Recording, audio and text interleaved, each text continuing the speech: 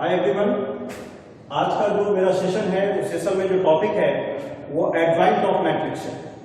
ठीक है, हम देखते हैं कि एडजॉइंट ऑफ मैट्रिक्स क्या होता है। उसको पिछले सेशन में मैंने ट्रांसपोज ऑफ मैट्रिक्स की चर्चा कर चुका हूं। Adjoint of matrix, adjoint of matrix, देखिए एडजॉइंट ऑफ मैट्रिक्स में क्या करते हैं। सपोज कीजिए कि एक हमारा मैट्रिक्स है, ये हमारा स्क्वायर मैट्रिक्स है। यहाँ पे इसके जो मेंबर्स हैं वह A11, A12, A13, A21, A22, A23, A31, A32, A33, ये थर्ड ऑर्डर का हमारा स्क्वायर मैट्रिक्स है। ठीक है, इस मैट्रिक्स का प्रत्येक एलिमेंट्स का, एवरी एलिमेंट्स का हम क्या करेंगे, कोफैक्टर्स निकालेंगे। ठीक है, यानी कि 9 एलिमेंट्स है, नहीं 3 3 जा 9, m into n, तो 9 एलिमेंट्स है, तो हमारे 9 कोफैक्टर्स निकलेंगे। और जब 9 कोफैक्टर्स निकल जाएंगे उस सभी कोफैक्टर्स को हम लेकर के ट्रांसपोज करते हैं तो हमारा एडजॉइंट ऑफ ए निकलता है। यानी कि अगर ए एक स्क्वायर मैट्रिक्स है जो Aij, ठीक है, जिसमें हमारा ये m इक्वल टू n, मतलब क्या, जो स्क्वायर मैट्रिक्स का अगर फॉर्मेशन हो रहा है तो हम क्या करते हैं, इससे हम एक कोफैक्टर्स निकाल लेते हैं, Cij, एक कोफैक्टर्स निकाल लेते। ठीक है, और उस कोफैक्टर्स को हम क्या करते हैं, ट्रांसपोज करते हैं। ठीक है, तो जब ट्रांसपोज करते हैं तो क्या होता है, ये जो मेरा निकला है ये हमारा एडजॉइंट ऑफ ए निकला है। यानी कि यहां पे अगर हम देखें कि ए जो है वह इसका कोफैक्टर्स A11 का कोफैक्टर्स हमारा C11 है, C12 A13 का कोफैक्टर C13, A21 का cofactor C21, C22, C23, C31, C32, C33, ये कोफैक्टर्स। ठीक है, ये एक कोफैक्टर्स निकाले, इस कोफैक्टर्स को हम क्या करते हैं, अब ट्रांसपोज करेंगे। ये कोफैक्टर्स निकल गए, इस कोफैक्टर्स को हम ट्रांसपोज करते हैं। जब हम ट्रांसपोज करते हैं तो क्या होगा, जो रो के मेंबर्स हैं वो कॉलम बन जाएंगे, C11, C12, C13, ये रो के मेंबर है, कॉलम बन गए, C21, C22, C23, C31, C32, C33। ठीक है, यानी क्या किया हमने, ट्रांसपोज किया, और ट्रांसपोज करने के बाद जो एलिमेंट्स हैं उनको अरेंज कर लिया। और जो अरेंज किया तो ये हमारे क्या कहलाएंगे, एडजॉइंट ऑफ ए कहलाएंगे। यहां मैंने क्या किया कि एक मैट्रिक्स है वो क्या है, स्क्वायर मैट्रिक्स है। इस स्क्वायर मैट्रिक्स में हम इस Aij का ये कोफैक्टर्स है, इस कोफैक्टर्स को जब मैं ट्रांसपोज किया तो ट्रांसपोज में क्या है, जो ith रो है वो अब क्या हो गया, कॉलम में, जो jth कॉलम है वो रो बन गया इस कोफैक्टर्स का। एक मेथड तो ये है। दूसरा क्या होता है कि हम यहां जो एलिमेंट्स हैं सभी का कोफैक्टर्स निकाल देते हैं और फिर हम बाद में उसका ट्रांसपोज करते हैं। ठीक है, जब बाद में ट्रांसपोज करेंगे तो वो भी वैल्यू जो होगा वो मेरा एडजॉइंट ऑफ ए होगा। हम एक एग्जांपल देख लेते हैं। एक एग्जांपल लेते हैं, मान लीजिए कि एक मैट्रिक्स है जिसमें मेंबर है 2, 3, 4 एंड 5। इसका हमको एडजॉइंट ऑफ ए निकालना है। जब हमको एडजॉइंट ऑफ ए निकालना है तो हम क्या करें, सबसे पहले इस नंबर्स का कोफैक्टर्स निकालें, यानी कि C11 निकालें। जब C11 निकालेंगे तो वैल्यू क्या होगा, 5। C12 निकालते हैं तो C12 है तो इसका कोफैक्टर्स कितना हो जाएगा, -4। जब हम C21 निकालते हैं, इस 4 का कोफैक्टर्स निकालते हैं, इसकी वैल्यू क्या हो जाएगी, -3। और जब C22 निकालते हैं तो इसकी वैल्यू क्या हो जाएगी, 2। अब इस कोफैक्टर्स को हम अरेंज करें, नहीं, इस कोफैक्टर्स को हम अरेंज करेंगे। जब अरेंज करेंगे तो क्या होगा, 5, C11 5, C12 -4, C21 that is -3 and C22 that is 2। अब इससे हमने एक मैट्रिक्स बना दिया। ठीक है, अब इस मैट्रिक्स का जब हम ट्रांसपोज करेंगे तब ये क्या हो जाएगा, एडजॉइंट ऑफ ए हो जाएगा। यानी कि adjoint of A is equal to क्या हुआ 5 -4 -3 2। ठीक है, एक मेथड यह है कि मैंने कोफैक्टर्स निकाल करके और तब ट्रांसपोज किया। इसी क्वेश्चंस को हम दूसरे मेथड से भी बना सकते हैं। हम पहले इसको ट्रांसपोज कर लेते हैं, हम सेकंड देखते हैं। सेकंड में हम क्या करते हैं, सेकंड में जैसे ये मैट्रिक्स है, इस मैट्रिक्स का हम क्या करते हैं, पहले ट्रांसपोज कर लेते हैं। तो ए मैट्रिक्स है, ए दे रखा है 2 3 2 3 4 5। हम इसका ट्रांसपोज करते हैं। ए का मैंने क्या किया, ट्रांसपोज कर दिया। जब ट्रांसपोज किया तो देखिए हमारा वैल्यू कितना मिल रहा है 2 3 4 5 2 3 4 5। अब हम जब ट्रांसपोज कर लिए तो एक नया मैट्रिक्स मिल गया हमको। इस मैट्रिक्स का हम कोफैक्टर्स निकालते हैं। इस केसेस में C11 क्या हो जाएगा, इसका कोफैक्टर्स 5, C12 इसका कोफैक्टर्स -3, C22 इसका cofactors -4 and C21 -4 and C22 that is 2। अब देखें, अरेंज करते हैं इसको। तो adjoint of A is equal to C11 की जगह पे हमने 5 लिखा, C12 की जगह पे मैंने -3 लिखा, C21 की जगह पे -4 लिया और C22 की जगह पे मैंने 2 लिया।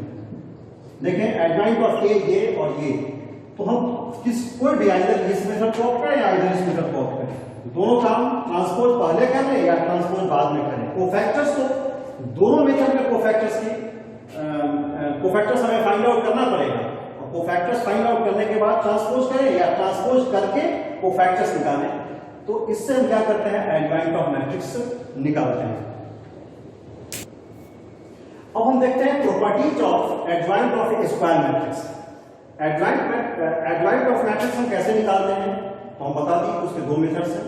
पहला या तो आप ट्रांसपोज करके कोफैक्टर्स निकालें और कोफैक्टर्स निकाल के ट्रांसपोज करें। जब हमको एडजॉइंट ऑफ ए मिल जाता है, किसी एडजॉइंट ऑफ ए की कुछ प्रॉपर्टीज है जिसका हम एक्सप्लेनेशन करते हैं। कहता है कि ए अगर कोई एक स्क्वायर मैट्रिक्स है, A into adjoint of A into adjoint of A, इसको adjoint of A into A कर सकते हैं। मतलब सपोज कीजिए हम पहला प्रॉपर्टीज को आपको बता रहे हैं एग्जांपल में। एक मैट्रिक्स है, मान लीजिए 5 6 9 8, ठीक है। इस मैट्रिक्स को देखते हैं, इसका हम क्या करते हैं, पहले एडजॉइंट निकालते हैं। ये एडजॉइंट कैसे निकलेगा, हम C11 निकालते हैं, कोफैक्टर्स निकालते हैं। C11 मेरा क्या है 8, C12 क्या है मेरा, दैट इज -9, C21 क्या है मेरा, C21 that is -6 and C22 that is 5। हमने C11 निकाल लिया दैट इज 8, C12 मैंने निकाल लिया -9, C21 निकाला दैट इज -6 एंड C22 निकाला दैट इज 5। इसको अब हम इसका जब एडजॉइंट ऑफ ए निकालते हैं, एडजॉइंट ऑफ ए, तो हम क्या करते हैं, C11 क्या है हमारा 8 -9 -6 एंड 5। इसका क्या करें, हम ट्रांसपोज करते हैं। जब इसका ट्रांसपोज करते हैं तो वैल्यू मिला आपको क्या 8 -9 8 -9 -6 5। अब हमको पता है हमारे पास ए भी है और हमारे पास एडजॉइंट ऑफ ए भी, ठीक। यहां पर क्या है, ए और एडजॉइंट ऑफ ए का प्रोडक्ट ऑफ मैट्रिक्स है, यानी कि एडजॉइंट ऑफ ए अपने आप में एक मैट्रिक्स है। नहीं, एडजॉइंट ऑफ ए जो है वो अपने आप में भी क्या है, एक स्क्वायर मैट्रिक्स है जो सेकेंड ऑर्डर का है, और ए हमारा गिवन मैट्रिक्स है जो स्क्वायर मैट्रिक्स है। तो यहां पे फर्स्ट केस में देखिए ए हमारा प्री मल्टीप्लायर है और एडजॉइंट ऑफ ए भी एक मैट्रिक्स है जो मेरा पोस्ट मल्टीप्लायर है, ठीक है। तो A into adjoint of A is equal to adjoint of A into B. हम मैट्रिक्स से कैसे में पढ़े, जब प्रोडक्ट ऑफ मैट्रिक्स पढ़े तो उसमें बताया था कि कम्यूटेटिव लॉ होल्ड नहीं होता है हर जगह। A B equal to B A, हम बताया थे कि A B equal to B A हर जगह नहीं होता है। ऐसा कैसे है, हो भी सकता है, नहीं भी हो सकता है, ठीक है। यानी कि कम्यूटेटिव लॉ यूनिवर्सल वैलिडिटी नहीं है, इसलिए कहता है कि कम्यूटेटिव लॉ होल्ड नहीं होता है। ठीक है। लेकिन इस केसेस में यह एडजॉइंट ऑफ ए एक क्या है, ये भी एक मैट्रिक्स है, लेकिन ये किसका एडजॉइंट है, जो गिवन मैट्रिक्स है। यहां पे जो हम ए एक अलग मैट्रिक्स, बी एक अलग मैट्रिक्स, ठीक है। ए जब बी के साथ मल्टीप्लाई करता है तो कहता है कि ये इक्वल हो भी सकता है और नहीं भी हो सकता है, हो भी सकता है और नहीं भी हो सकता है, ठीक है। यहां पर ये हम नहीं जानते हैं कि ए का ये जो बी है वह एडजॉइंट है। यहां पर दो मैट्रिक्स अलग अलग है, ठीक है। लेकिन यहां पर क्या है, एडजॉइंट ऑफ ए किसका, इसी मैट्रिक्स का, जो गिवन मैट्रिक्स है उस मैट्रिक्स का एडजॉइंट ऑफ ए। इस केसेस में एडजॉइंट ऑफ ए इंटू ए हो सकता है, ठीक है। ए इंटू एडजॉइंट ऑफ ए या एडजॉइंट ऑफ ए इंटू ए, ये किसके बराबर होगा, तो डिटर्मिनेंट ऑफ ए इंटू आई के बराबर। यहां पर आई क्या है, आई हमारा क्या है, आइडेंटिटी मैट्रिक्स, आइडेंटिटी मैट्रिक्स, यानी इसी को हम यूनिट मैट्रिक्स भी बोलते हैं।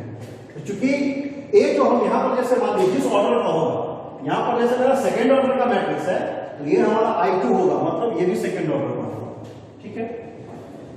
करके जैसे मान लीजिए कि हम A into adjoint of A करते हैं, तो A into adjoint of A into adjoint of A निकाल लीजिए, A into adjoint of A into adjoint of A करते हैं तो देखिए हमारा मैट्रिक्स क्या है, ए हमारा है 5 6 9 8, ठीक है। और एडजॉइंट ऑफ ए क्या है हमारा, एडजॉइंट ऑफ हमारा 8 है 8 -6 -9 एंड 5, ठीक है।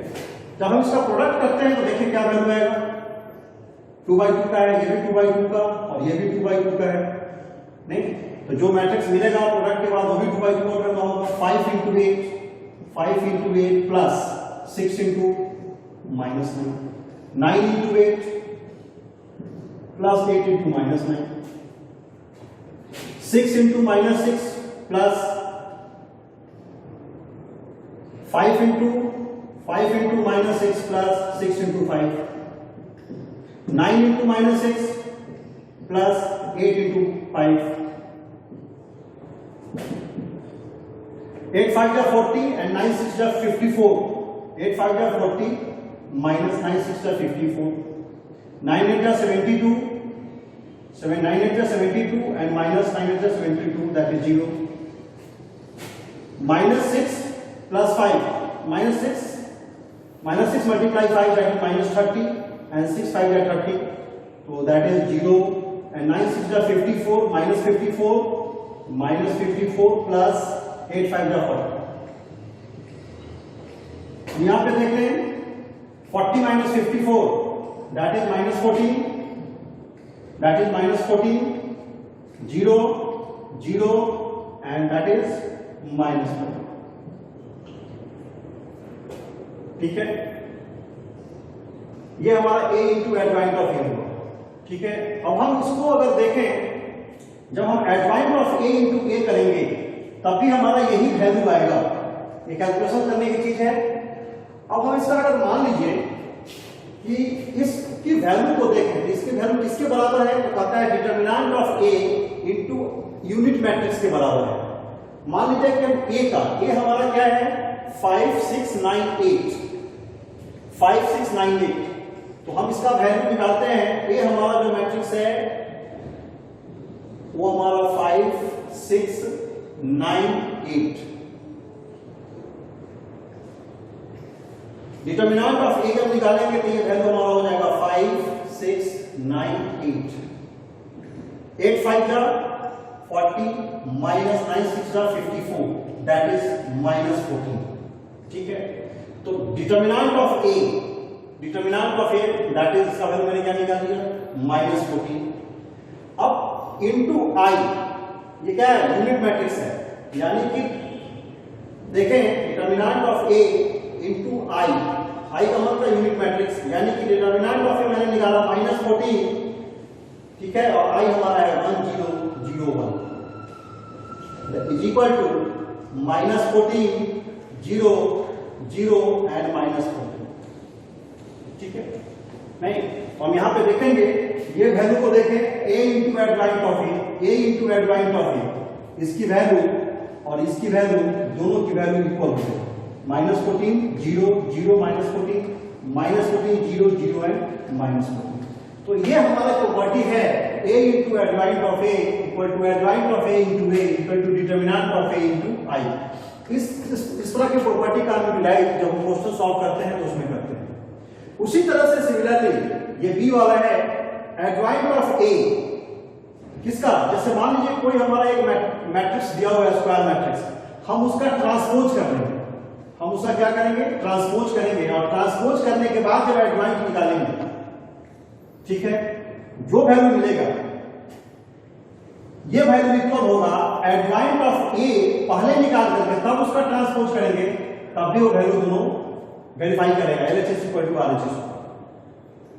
मान लीजिए कि हमारे पास दो मैट्रिक्स है, एक मैट्रिक्स ए है और दूसरा मैट्रिक्स बी है, ठीक है, उन दोनों मैट्रिक्स का प्रोडक्ट करते हैं ए बी, ठीक है, और प्रोडक्ट करने के बाद भी हमको क्या मिलेगा, एक मैट्रिक्स मिलेगा। उस मैट्रिक्स का जब हम एडजॉइंट करते हैं जो वैल्यू मिलेगा वो वैल्यू राइट हैंड साइड में एडजॉइंट ऑफ बी और एडजॉइंट ऑफ ए के प्रोडक्ट वैल्यू के बराबर होगा।